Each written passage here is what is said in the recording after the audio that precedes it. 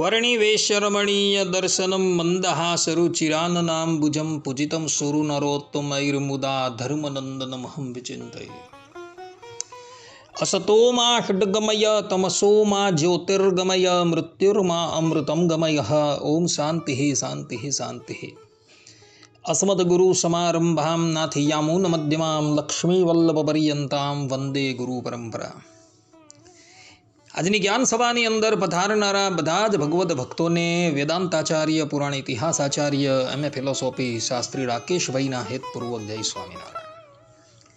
ભક્તો, આજની આ જ્ઞાન સભાની અંદર આપણે બધા સદગુરુ ગોપાળાનંદ સ્વામીની વાતોનું ક્યાં સુધી સત્યપણું આ વિષય પર થોડી વાત શ્રવણ કરશું। તો બધા જ શ્રોતાગણો એકાગ્ર મને કરીને અને એમાં પણ જેઓએ આ ગોપાળાનંદ સ્વામીની વાતો પર પીએચડી કરેલી છે અને પોતાની કથામાં વાતે વાતે આ ગોપાળાનંદ સ્વામીની વાતોનું પ્રમાણ આપે છે,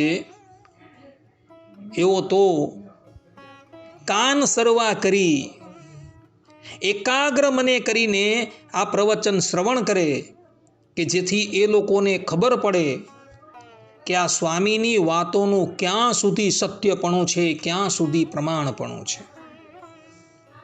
તો હાલમાં ઉદ્ધવ સંપ્રદાયની અંદર કેટલાક મંદિરોમાં સદગુરુ ગોપાળાનંદ સ્વામીની વાતો નામનું એક પુસ્તક જે છે એ મળી રહ્યું છે। આ પુસ્તકનું સૂક્ષ્મતાથી અવલોકન કરતા સદગુરુ ગોપાળાનંદ સ્વામીએ જે એમને પોતાના સંસ્કૃત પ્રબંધો બનાવેલા છે એનાથી આ પુસ્તક જે છે એ સંપૂર્ણપણે વિપરીત દેખાય છે। સદગુરુ ગોપાળાનંદ સ્વામીએ પોતાના જીવન દરમિયાન 10 ઉપનિષદોની ઉપર ટીકા ભાષ્યની રચના કરેલી છે। શ્રીમદ ભગવદ્ ગીતાની ઉપર, વ્યાસસૂત્રની ઉપર અને શ્રીમદ ભાગવતની ઉપર એમણે ભાષ્યની રચના કરી છે અને સાથે સાથે વાદ ગ્રંથની પણ રચના કરેલી છે। જગતની અંદર આ એક જ એવા વિદ્વાન છે કે જેઓએ પ્રષ્ટાન ચતુષ્ટયની ઉપર સંપૂર્ણ ભાષ્ય કરી વાદ ગ્રંથની રચના કરેલી છે। આદિ જગતગુરુ શંકરાચાર્ય, નિમ્બાર્કાચાર્યજી, શ્રી વલ્લભાચાર્યજી, મધ્વાચાર્યજી ને રામાનુજાચાર્યજીનું પણ પરિપૂર્ણ રૂપે પ્રષ્ટાન ચતુષ્ટયની ઉપર ભાષ્ય જોવા મળતું નથી, પરંતુ સદગુરુ ગોપાળાનંદ સ્વામી જે આ ઉદ્ધવ સંપ્રદાયના અદ્વિતીય વિદ્વાન છે તેમણે પ્રષ્ટાન ચતુષ્ટયની ઉપર ભાષ્યની રચના કરી વાદ ગ્રંથનું નિર્માણ કરેલું છે। તો આવા સદગુરુ ગોપાળાનંદ સ્વામીએ પોતાના આ સંસ્કૃત પ્રબંધોની અંદર અને એમાં પણ શ્રીમદ ભાગવતની દસમ સ્કંધની ટીકાની અંદર સ્પષ્ટ રૂપે એવું પ્રતિપાદન કરેલું છે કે જે દેવકીનંદન શ્રી કૃષ્ણ ભગવાન છે તે જ ધર્મનંદન હરિકૃષ્ણ નામ ધારણ કરીને આ ભૂતલની ઉપર પ્રગટ થયા છે। શ્રીમદ ભાગવતના દસમ સ્કંદના 50મા અધ્યાયની 10મા શ્લોકની ટીકાની અંદર એમણે આ બાબતનું પ્રતિપાદન કરેલું છે। શ્રીમદ ભાગવતના દસમ સ્કંદના 40મા અધ્યાયના 23મા શ્લોકની અંદર અને એકાદશ સ્કંદના 5મા અધ્યાયની અંદર પણ કૃતાદેશુ પ્રજારાજન આ શ્લોકના ભાષ્યની અંદર સ્પષ્ટ રૂપે એમણે એવું પ્રતિપાદન કરેલું છે કે જે દેવકીનંદન શ્રી કૃષ્ણ ભગવાન છે તે જ ધર્મનંદન હરિકૃષ્ણ નામ ધારણ કરીને પ્રગટ થયા છે। પરંતુ સદગુરુ ગોપાળાનંદ સ્વામીની વાતોને જોતા એ વાતોની અંદર તો કંઈક અજીબો ગરીબ જ વાત લખેલી છે, જે વાતોની અંદર અવતારો પ્રત્યે પૂર્ણ રૂપે અનાદરતા બતલાવવામાં આવેલી છે અને ભગવાન સ્વામિનારાયણને તો એ અવતાર કરતા પણ કંઈક જુદા જ બતલાવવામાં આવેલા છે। જે વાત સ્વામીના મૂળભૂત ભાષ્યથી સંપૂર્ણપણે વિપરીત દેખાય છે। આ વાત જે છે એ વાતનું સૂક્ષ્મતાથી અવલોકન કરતા એ વાત સ્પષ્ટ થઈ જાય છે કે આ વાતો કરનારા સદગુરુ ગોપાળાનંદ સ્વામી છે જ નહીં. એનો એક સામાન્ય નમૂનો જે છે એ હું તમને બતાવું છું, જેના પરથી તમને ખ્યાલ આવી જશે કે આ વાત જે છે એ સદગુરુ ગોપાળાનંદ સ્વામી એ કરી નથી, પરંતુ એમના નામની ઉપર કોઈક અજ્ઞાની વ્યક્તિએ, કોઈક મૂર્ખ વ્યક્તિએ, કોઈક અવતાર કુડાલે આ વાત જે છે લખેલી છે. જેમ કે સદગુરુ ગોપાળાનંદ સ્વામીની વાતોની અંદર જે 12મી વાત છે, એ 12મી વાતનું અવલોકન કરતા જ એ વાત સ્પષ્ટ થઈ જાય છે કે આ વાત જે છે એ ગોપાળાનંદ સ્વામીએ કહેલી જ નથી. 12મા નંબરની વાતની અંદર એવું લખેલું છે કે વ્યાસ સૂત્રમાં એમ વાત છે, જે બીજા અવતાર થાય છે તે જ્યાંથી આવે છે ત્યાં પાછા જાય છે, પણ અક્ષરધામને કોઈ પામતા નથી. અને જ્યારે પુરુષોત્તમ પોતે અક્ષરધામમાંથી આવે છે ત્યારે તે ભેળા બીજા અવતાર તથા મૂળ પુરુષ તથા પ્રધાન પુરુષ તથા વિરાટ પુરુષ તથા બ્રહ્મા, વિષ્ણુ, શિવ, ઇન્દ્ર, વરુણ, કુબેર, સૂર્ય, ચંદ્રમા, યમરાજ ઇત્યાદિ અવતાર તથા ઐશ્વર્યાર્થી તે સર્વે પુરુષોત્તમ પધારે ત્યારે પૃથ્વી ઉપર દેહ ધારે છે, અને એ સર્વે પુરુષોત્તમના ભક્ત થાય છે ત્યારે એ જેને ઉપદેશ કરે ને જે સત્સંગી થાય તથા ત્યાગી થાય, ત્યારે જો એને મહારાજની સાથે હેત થાય તથા ધર્મ, જ્ઞાન, વૈરાગ્ય અને મહાત્મ્ય સહિત જો ભક્તિ કરે તો તે સર્વે અક્ષરધામને પામે છે. પણ એ અવતારાદિક અહીં સાધુ તથા સત્સંગી તથા બ્રહ્મચારી રૂપે પુરુષોત્તમના આશ્રિત થયા હોય અને તે સાથે જોડાણો હોય તો તેને તેઓ પોતાને ત્યાં લઈ જાય છે, અને એ અવતારાદિક તે તો જ્યાંથી આવ્યા હોય ત્યાં પાછા જાય છે. તે અહીંયા આવે છે ત્યારે કાં તો એક દેહને ત્યાં મેલીને બીજે દેહ કરીને આવે છે, અથવા બીજાને પોતાની ગાદી અર્થાત કે સત્તા સોંપીને આવે છે. પછી અહીંયા આવીને પુરુષોત્તમની ઉપાસના દ્રઢ કરીને પોતાની ખોટને તાળીને પછી પોતે જ્યાંથી આવ્યા હોય ત્યાં પાછા જાય છે, અને પછી પોતાની આવરડામાં જેટલા વર્ષ બાકી રહ્યા હોય તેને પૂરા કરીને પછી ત્યાંથી અક્ષરધામમાં જાય છે. પણ તે આવરદાને ભોગવ્યા વિના પાદરા અહીંથી અક્ષરધામમાં જવાય નહીં.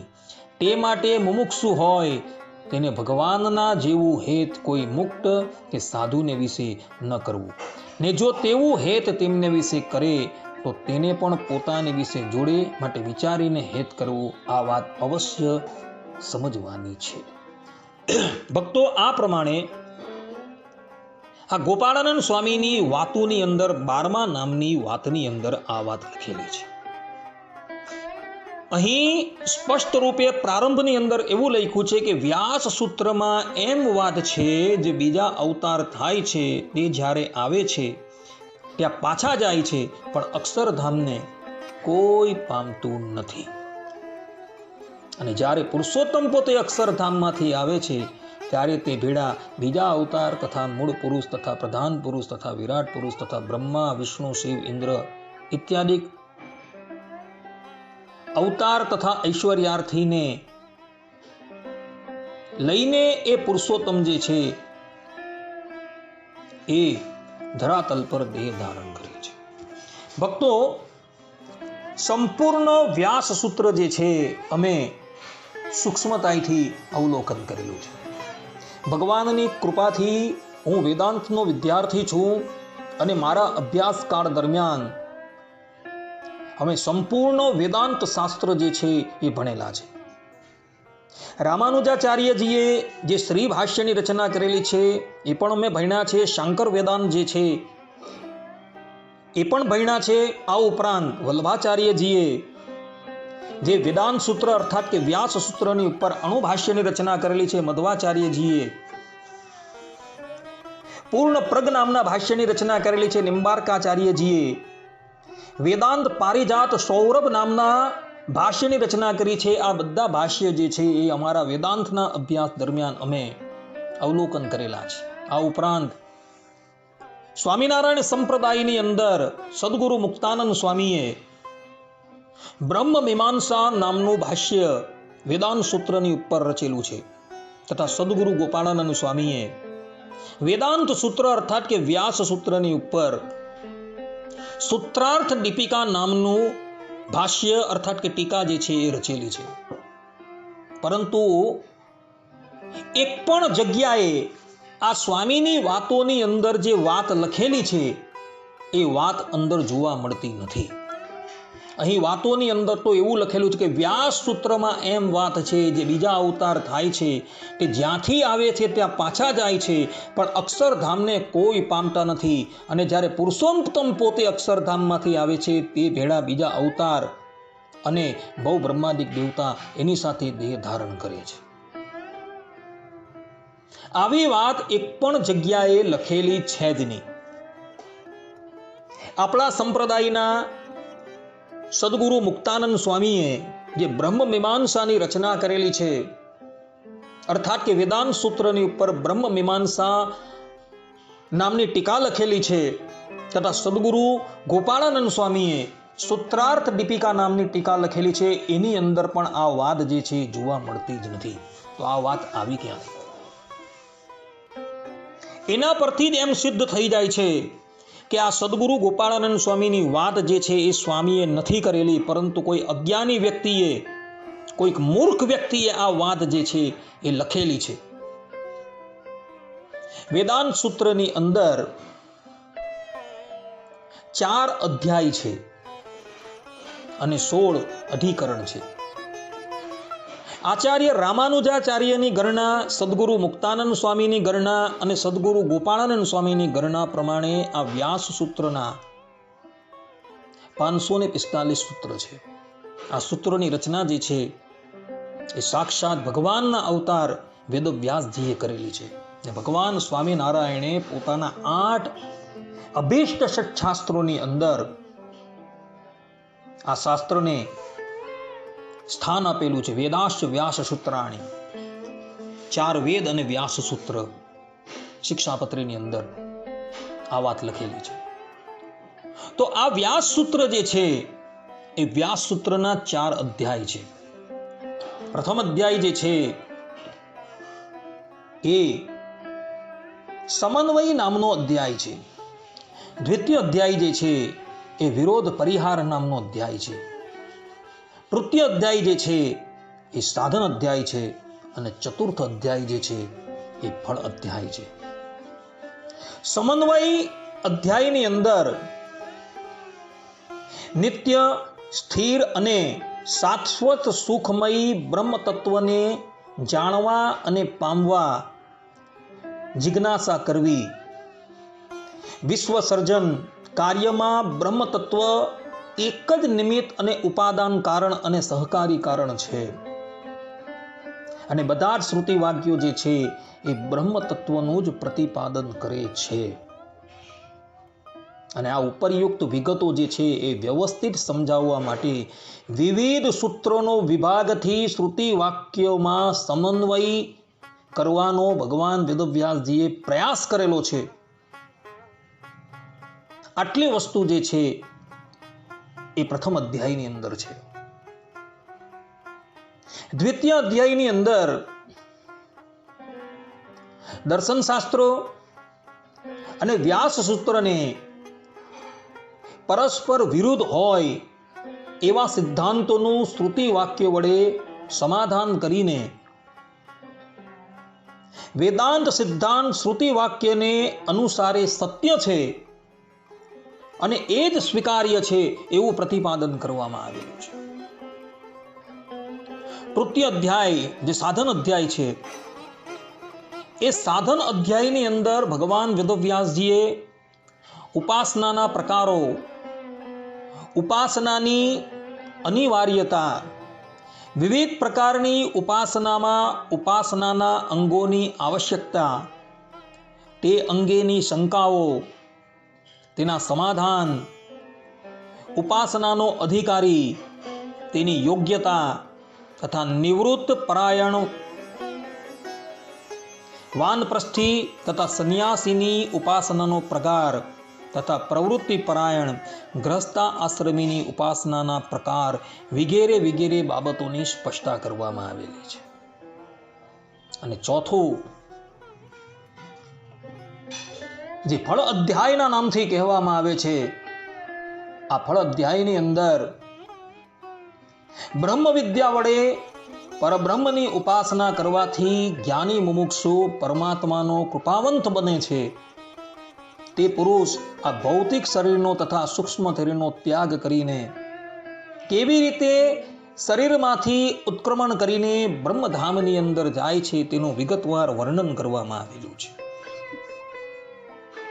આ ચારેય અધ્યાય અને 16 અધિકરણ જોતા એક પણ જગ્યાએ સ્વામીની આ 12મા નંબરની જે વાત જે છે અને એની અંદર જે શબ્દો લખેલા છે એ શબ્દો કશે પણ જોવા મળતા જ નથી. ઉદ્ધવ સંપ્રદાયના તમામ આશ્રિતો, સાધુઓ તથા ઉદ્ધવ સંપ્રદાયની ગાદીને અલંકૃત કરનારા આચાર્યો આ વાત જે છે એ ધ્યાનપૂર્વક સાંભળે. સદગુરુ ગોપાળાનંદ સ્વામીની વાતોની અંદર આ 12મા નંબરની વાતોની અંદર જે એવું લખવામાં આવેલું છે કે વ્યાસ સૂત્રમાં એમ વાત છે, જે બીજા અવતાર થાય છે તે જ્યાંથી આવેલા છે ત્યાં પાછા જાય છે, પણ અક્ષરધામને કોઈ પામતા નથી. આ વાત જે છે ને આખી એ કશે પણ જોવા મળતી નથી. આપણા સંપ્રદાયની વાત તો બાજુ પર રહી. અદ્વૈત વેદાંતના પ્રકાંડ પંડિત આદિ જગતગુરુ શંકરાચાર્યજીએ પણ પોતાના ભાષ્યની અંદર આ વાતનો ઉલ્લેખ કરેલો નથી. નિમ્બાર્કાચાર્યજી, રામાનુજાચાર્યજી, શ્રી વલ્લભાચાર્યજી, શ્રી મધ્વાચાર્યજી કોઈએ પણ આ બાબતનો ઉલ્લેખ કરેલો છે જ નહીં. તો પછી આ શબ્દો જે છે એ સ્વામીએ કેવી રીતે ઉચ્ચારણ કર્યા? કારણ કે સ્વામીએ, સદગુરુ ગોપાળાનંદ સ્વામીએ પણ વ્યાસ સૂત્રની ઉપર ભાષ્યની રચના કરેલી છે. પૂરા 545 સૂત્રોની ઉપર સદગુરુ ગોપાળાનંદ સ્વામીની ટીકા જોવા મળે છે. તો સ્વામીએ એ ટીકાની અંદર આ બાબતનો ઉલ્લેખ તો કરેલો જ હોવો જોઈએ, પરંતુ સ્વામીની સંપૂર્ણ ટીકાનું અમે જાતે અધ્યયન કરેલું છે, પરંતુ એક પણ જગ્યાએ આ બાબતનો ઉલ્લેખ થયો જ નથી. ભક્તો,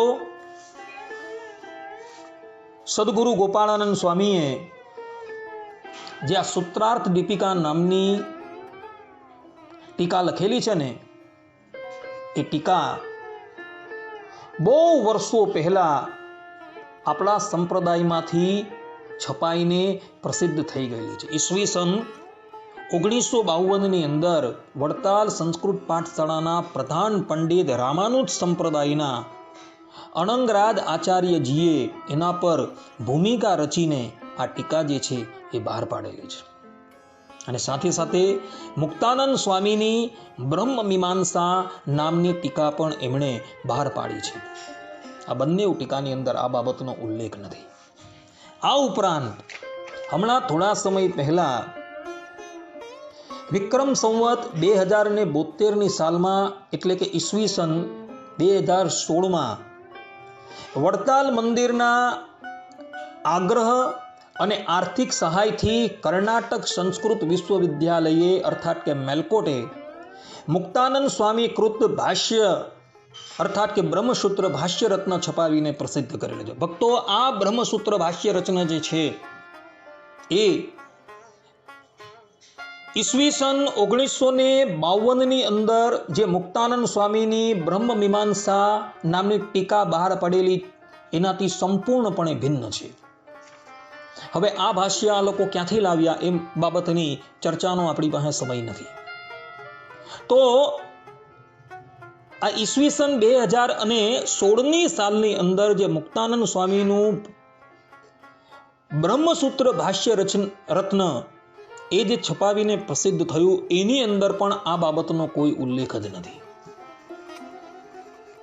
તો એના દ્વારા એ બાબત સ્પષ્ટ થઈ જાય છે કે સદગુરુ ગોપાળાનંદ સ્વામીની વાતોની અંદર જે આ 12મા નંબરની વાતો છે કે વ્યાસસૂત્રમાં એમ વાત છે જે બીજા અવતાર થાય છે તે જ્યાંથી આવેલા છે ત્યાં પાછા જાય છે પણ અક્ષરધામને કોઈ પામતા નથી. અને જ્યારે પુરુષોત્તમ પોતે અક્ષરધામમાંથી આવે છે ત્યારે તે ભેળા બીજા અવતાર તથા મૂળ પુરુષ તથા પ્રધાન પુરુષ તથા વિરાટ પુરુષ તથા બ્રહ્મા વિષ્ણુ શિવ ઇન્દ્ર વગેરે ઐશ્વર્યાર્થી તે સર્વ પુરુષોત્તમ પધારે ત્યારે પૃથ્વી પર દેહ ધારણ કરે. આ બાબત મુક્તાનંદ સ્વામી કૃત બ્રહ્મસૂત્ર ભાષ્ય રત્નની અંદર પણ જોવા મળતી નથી. તો પછી આ વાત સદગુરુ ગોપાળાનંદ સ્વામીએ કરી છે એવું આપણે કેવી રીતે કહી શકીએ? ભક્તો, આ ગોપાળાનંદ સ્વામીની વાતોની અંદર આ 12મી વાત જે છે એના પરથી જ એ વાત સ્પષ્ટ થઈ જાય છે કે સદગુરુ ગોપાળાનંદ સ્વામીએ આ વાત કરેલી જ નથી.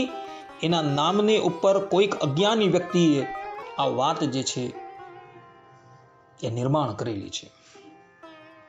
આપણા સંપ્રદાયના કેટલાય વિદ્વાન સાધુઓ આ ગોપાળાનંદ સ્વામીની વાતોને સત્ય માને છે. એ લોકોએ આ ગોપાળાનંદ સ્વામીની વાત નંબર 12 ધ્યાનપૂર્વક વાંચવા જેવી છે. એ લોકો પણ બ્રહ્મસૂત્ર ઇત્યાદિક શાસ્ત્રોનું અધ્યયન કરી ચૂકેલા છે ને એમને પણ ખબર છે કે બ્રહ્મસૂત્રની અંદર આ સ્વામીની 12 નંબરની વાતમાં જે પણ કંઈક શબ્દ છે એ કશે જોવા નથી મળતા. ને એના પરથી જ સિદ્ધ થઈ જાય છે કે ગોપાળાનંદ સ્વામીની આ 12 નંબરની વાત સંપૂર્ણપણે અસત્ય છે. બીજો એક નમૂનો બતાવો.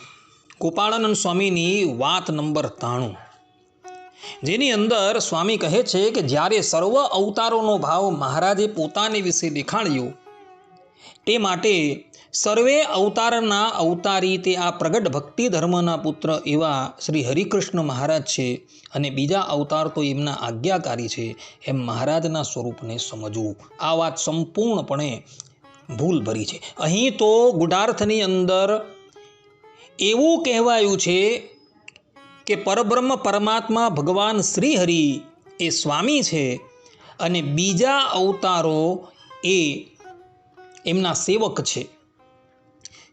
હવે સેવક જે હોય એની ધ્યાન ઉપાસના થાય નહીં, સ્વામી હોય તેની જ ધ્યાન ઉપાસના થાય. જ્યારે ભગવાન સ્વામિનારાયણ શિક્ષાપત્રીના 115મા શ્લોકની અંદર કહે છે કે કૃષ્ણ તદ અવતારશ્ચ ધ્યેયા તત્ પ્રતિમાપી ચ નતુ જીવાનો દેવાદ્યા ભક્તા બ્રહ્મવિદોપી ચ. અર્થાત કે શ્રી કૃષ્ણ ભગવાન તથા શ્રી કૃષ્ણ ભગવાનના જે અવતાર તે જે તે ધ્યાન કરવા યોગ્ય છે તથા શ્રી કૃષ્ણ ભગવાનની જે પ્રતિમા તે પણ ધ્યાન કરવા યોગ્ય છે. માટે એમનું ધ્યાન કરવું. અને મનુષ્ય તથા દેવાદિક જે જીવ તો શ્રી કૃષ્ણ ભગવાનના ભક્ત હોય અને બ્રહ્મવેત્તા હોય તો પણ ધ્યાન કરવા યોગ્ય નથી. માટે એમનું ધ્યાન ન કરવું. આ પ્રમાણે સ્પષ્ટ રૂપે ભગવાન સ્વામિનારાયણે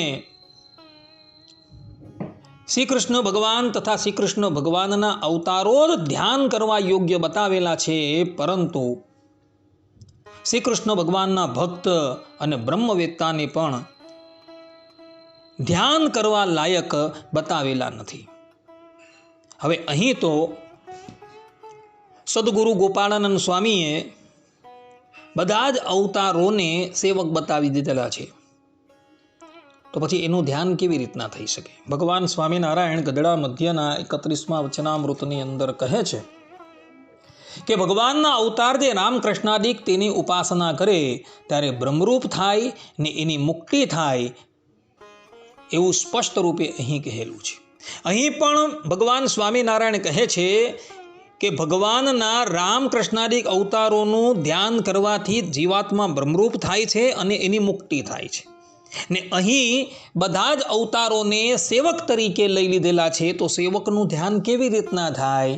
એટલે આ વાત જે છે એ વાતનો શિક્ષાપત્રી સાથે અને વચનામૃત સાથે ભયંકર વિરોધ આવે છે. એટલે આ વાત પણ માનવા યોગ્ય નથી. ત્રીજો નમૂનો બતાવું તો વાત નંબર 110માં સ્વામીએ કહેલું છે કે જે સ્વયં પુરુષોત્તમ ભગવાન છે તે તો આ ફેરે જ આવ્યા છે. આ વાત પણ સંપૂર્ણપણે ભૂલ ભરેલી છે.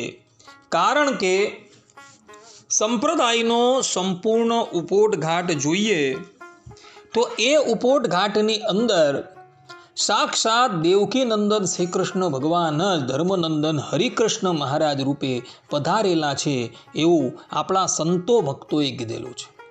જેમ કે સત્સંગી જીવન 1:37:10-37, 1:38:12-14, 2:18:12-14, 2:17:12, 3:49-29, 4:22-27, 4:32-40ની અંદર સદગુરુ સતાનંદ સ્વામી, હરિ દિગ્વિજયમાં નિત્યાનંદ સ્વામી, 4:34-40, 6:4-5, 6:6, 6:60-63, 11:10-13, 13:63-64, 37:141-142માં શ્લોકની અંદર સદગુરુ નિત્યાનંદ સ્વામી કહે છે કે સાક્ષાત દેવકીનંદન શ્રી કૃષ્ણ ભગવાન છે તે ધર્મનંદન હરિકૃષ્ણ રૂપે આ ધરાતલની ઉપર પધારેલા. ભક્ત ચિંતામણી પ્રથમ પ્રકરણની 1-14મી ચોપાઈમાં 7:50-52, 8:6-8, 15:5-8, 16:34-37, 16મા પ્રકરણની 13મી ચોપાઈ, 24મા પ્રકરણની 23-25મી ચોપાઈમાં, 25મા પ્રકરણની 18મી ચોપાઈથી લઈને 25મી ચોપાઈ પર્યંત, 25મા પ્રકરણની 28-29મી ચોપાઈની અંદર ભક્ત ચિંતામણીકાર એવું કહી રહ્યા છે કે સાક્ષાત દેવકીનંદન શ્રી કૃષ્ણ ભગવાન છે તે ધર્મનંદન હરિકૃષ્ણ રૂપે પ્રગટ થયા છે.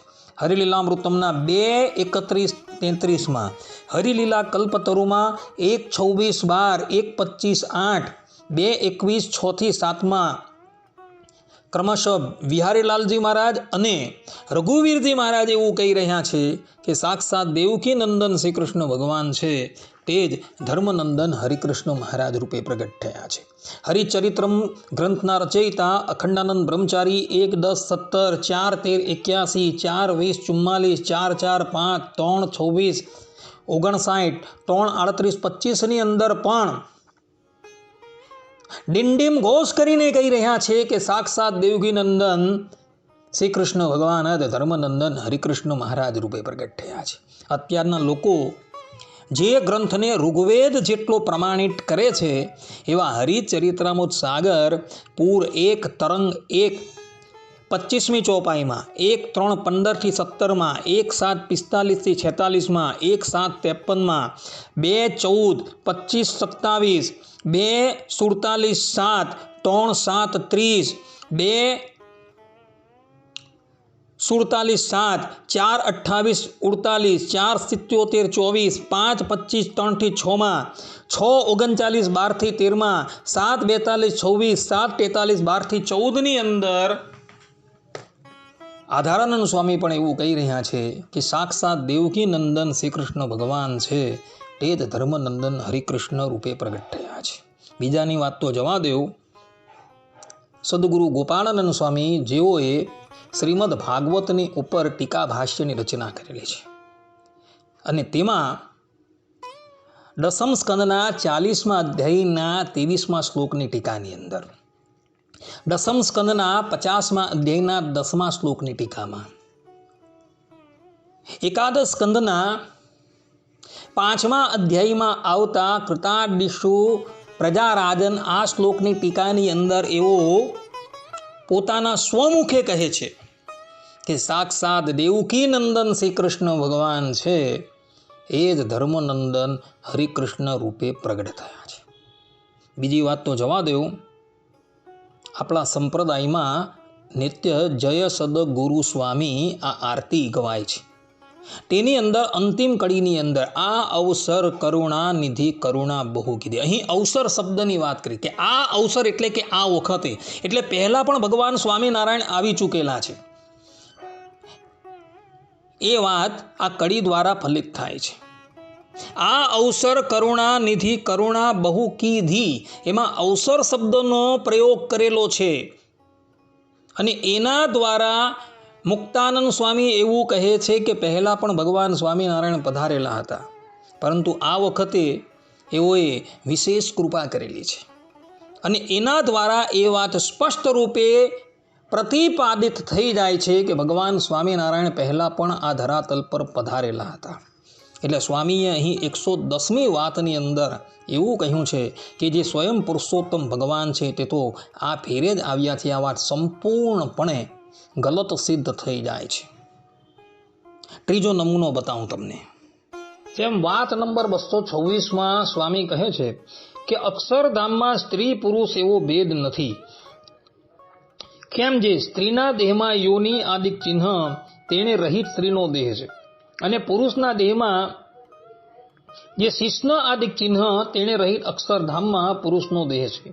માટે એ અક્ષરધામને વિશે યોનિ, શિશ્ન ને ગુદા એ 3 અંગે રહિત દેહ છે. અને એ અક્ષરધામને વિશે તો એક પુરુષોત્તમની મૂર્તિ સંગાથે જ રમણ છે, ને એક પુરુષોત્તમના 2 ચરણાર વિંદરની જ ઉપાસના છે, અને બીજા ધામમાં તો 4 ચરણાર વિંદરની ઉપાસના છે. આ પ્રમાણે કહી સ્વામીજી અહીં એવું કહેવા માગે છે કે કદાચ સ્ત્રીને સ્તન છે, યોનિ છે એ આદિક ચિહ્ન હોય, પુરુષને શિશ્ન છે, ગુદા છે એ ચિહ્ન હોય તો કામ વાસના ઉદય થઈ શકે છે. પરંતુ આ વાત સંપૂર્ણપણે ભગવાન સ્વામિનારાયણના સિદ્ધાંતથી વિરુદ્ધ છે. ભગવાન સ્વામિનારાયણ સત્સંગી જીવનના તૃતીય પ્રકરણના 41મા અધ્યાયના 47મા શ્લોકની અંદર કહે છે કે ન કામ વાસના તેસામ સ્ત્રી પુંસાનામ પરસ્પરમ અષ્ટિ ચૈકેક રોમણોપી તેસામ તેજો અર્કકોટિવત. અર્થાત કે અક્ષરધામમાં વર્તતો જે સ્ત્રી પુરુષ વિવાદ છે તે આ લોકની પેઠે પરસ્પર કામ વાસનાને અનુસરનારો નથી. કારણ કે તે સ્ત્રી પુરુષ મુક્તો તો ભગવાનનો અનુભવ અને તેમની પરિચર્યાની જ એક કામનાવાળો વર્તે છે. વળી અક્ષર બ્રહ્મપુરમાં રહેલા મુક્તોના એક રોમકૂપમાંથી નીકળતું તેજ કોટી સૂર્ય મંડળને પણ અતિક્રમ કરે છે. અહીં સ્પષ્ટ રૂપે ભગવાન સ્વામિનારાયણ કહે છે કે અક્ષરધામની અંદર સ્ત્રીઓ પણ છે અને પુરુષો પણ છે, પરંતુ ત્યાં કામ વાસના જેવી કોઈ વાત જ નથી. કેવલ ને કેવલ દરેક મુક્તોને ભગવાનનો અનુભવ અને તેમની પરિચર્યાની જ એક ઈચ્છા છે. એટલે અહીં જે કહેલું છે એ વાત સંપૂર્ણપણે ભૂલ ભરેલી છે. અહીં ગુઢાર્થની અંદર સ્વામીજીએ એવું કહેલું છે કે કદાચ આ ચિહ્નો હોય તો પરસ્પર કામ વાસના ઉદિત થાય, પરંતુ અહીં ભગવાન સ્વામિનારાયણે સ્પષ્ટ રૂપે કહી દીધેલું છે કે અક્ષરધામમાં સ્ત્રી પુરુષ હોવા છતાં પણ ત્યાં કામ વાસના છે જ નહીં. અગાડી સ્વામીએ એવું કહેલું છે કે અક્ષરધામને વિશે તો એક પુરુષોત્તમની મૂર્તિ સંગાથે જ રમણ છે, ને એક પુરુષોત્તમના 2 ચરણાર વિંદરની જ ઉપાસના છે, ને બીજા ધામમાં તો 4 ચરણાર વિંદરની ઉપાસના છે. આ વાત પણ સંપૂર્ણપણે ભૂલ ભરેલી છે. એની સ્પષ્ટતા સદગુરુ સતાનંદ સ્વામીએ શિક્ષાપત્રી શ્લોક 41ની અર્થ દીપિકા ટીકાની અંદર કરેલી છે. જેમ સ્વામી ત્યાં શંકા ઉઠાવીને કહે છે કે નનુ માલાદ્વય ધારણે કો હેતુર રીતિ ચૈત શ્રી રાધા કૃષ્ણાખ્ય યુગલ સ્વરૂપોપપાશકત્વ સૂચનાર્થમ ઇત્યવગમ્યતામ. અર્થાત કે શ્રી કૃષ્ણ અર્થાત શ્રી રાધા કૃષ્ણ નામે યુગલ સ્વરૂપની ઉપાસના આપણે કરીએ છીએ એવું જણાવવા માટે બેવડી માળા કંઠી કહેલી છે. એટલે જે પ્રમાણે અહીં યુગલ સ્વરૂપની ઉપાસના છે અને યુગલ સ્વરૂપની ઉપાસના હોવાથી દરેક સત્સંગી પોતાના કંઠમાં બેવડી તુલસીની કંઠી ધારણ કરે છે. તે જ પ્રમાણે ધામની અંદર પણ યુગલ સ્વરૂપની ઉપાસના છે. ચાર ચરણારવિંદરની ઉપાસના નથી, ત્યાં યુગલ સ્વરૂપની ઉપાસના છે એવું સદગુરુ સતાનંદ સ્વામી અહીં કહી રહ્યા છે. એટલે સ્વામીએ અહીં જે વાત કરેલી છે એ વાત પણ સંપૂર્ણપણે ભૂલ ભરેલી દેખાય છે. આવો તો બધો કેટલો બંધ બગડો આ વાતોની અંદર જોવા મળે છે. એ બધાનું જો તમને દિગ્દર્શન કરાવું ને તો પ્રવચન લાંબુ થઈ જાય. એનું વિસ્તૃત વિવેચન મારા દ્વારા સદગુરુ ગોપાળાનંદ સ્વામીની વાતોનું ખંડન એની અંદર કરવામાં આવેલું છે. અત્યારે એ મારો ગ્રંથ હસ્તલિખિત છે, ટાઈપિંગ થઈ રહ્યું છે. ટાઈપિંગ થઈ રહ્યા બાદ તમે બધા જોજો, એની અંદર મેં બધી જ વસ્તુનું નિરૂપણ કરેલું છે અને આ સ્વામીની વાતોમાં કેટલી આ સ્થાન પર ભૂલ છે બધી જ વસ્તુ મેં ત્યાં દિગ્દર્શન કરેલી છે. હવે આ પ્રમાણેના ભૂલ ભરેલા પુસ્તકને પણ કેટલાક લોકો પ્રમાણ તરીકે માન્ય કરે છે અને જાહેરમાં એની કથાઓ કરે છે અને એના પ્રમાણ તરીકે આપે છે.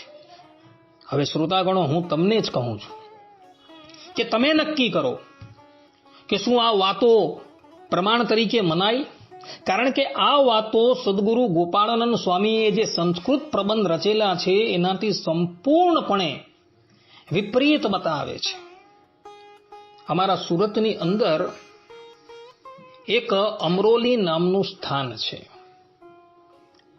ત્યાં એક નાનું મંદિર છે, હરિમંદિર છે, અને એની અંદર એક સાધુ રહે છે જેનું નામ છે જ્ઞાન પ્રકાશ દાસ.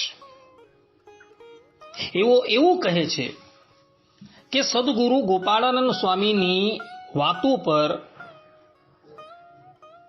આચાર્ય મહારાજના હસ્તાક્ષર થયા છે એટલે આ વાતો માન્ય છે. અને એ વાતો વર્ષો પહેલા ભુજનગરથી પ્રસિદ્ધિ થઈ છે, પરંતુ એનું પગેરું જોતા ખબર પડી છે કે આ વાતો એક હરિભક્તએ છપાવેલી છે. ભુજ મંદિરે નથી છપાવી, પરંતુ એક હરિભક્તએ છપાવી છે અને એના પર આચાર્ય મહારાજની મોહર છાપ છે. હું એ વ્યક્તિને પૂછું છું કે શું આચાર્ય મહારાજ કોઈ પણ ગ્રંથની ઉપર મોહર છાપ મારી દે એ આપણે માન્ય કરવાનું? પછી ભલે એ સિદ્ધાંત વિરુદ્ધ હોય અને એના પર એવો એ મોહર છાપ મારી હોય તો હું આપણે એ માન્ય કરવાનું? અમદાવાદ દેશના આચાર્યએ 273 વચનામૃત વાળું પુસ્તક બહાર પડાયું છે તથા 2000ની સાલમાં તત્કાલીન આચાર્યએ સત્સંગી જીવન છપાવી પ્રસિદ્ધ કરેલું હતું, જેની અંદર કેટલાય શ્લોકો, કેટલાય અધ્યાયો પ્રક્ષેપ નાખવામાં આવેલા હતા. અને એ જ વચનામૃત અને સત્સંગી જીવનની તમે કથા કરો છો, પરંતુ તમારી કથાની અંદર ક્યારેય પણ અમદાવાદના વધારાના વચનામૃતનો ઉલ્લેખ જોવા નથી મળતો. તથા અમદાવાદથી પ્રક્ષેપ સત્સંગી જીવન બહાર પડેલું છે ને એમાં પ્રક્ષેપ અધ્યાયો, પ્રક્ષેપ શ્લોકો છે, એનો પણ ઉલ્લેખ તમારા દ્વારા જોવા નથી મળતો. અને એના દ્વારા જ એ વાત સિદ્ધ થઈ જાય છે, અર્થાત કે તમારા જ વચન દ્વારા એ વાત સિદ્ધ થઈ જાય છે કે સિદ્ધાંત વિરુદ્ધ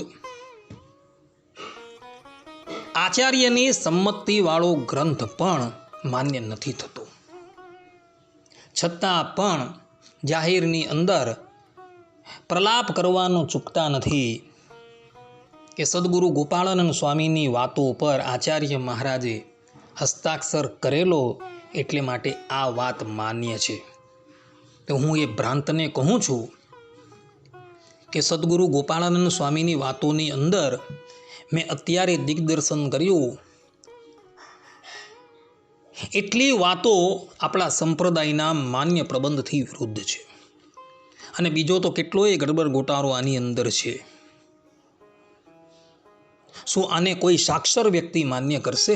ક્યારેય પણ ન કરશે. કારણ કે પહેલી 12મી વાતની અંદર જ જે બ્રહ્મસૂત્રની વાત કરેલી છે એ જ સંપૂર્ણપણે ખોટી છે.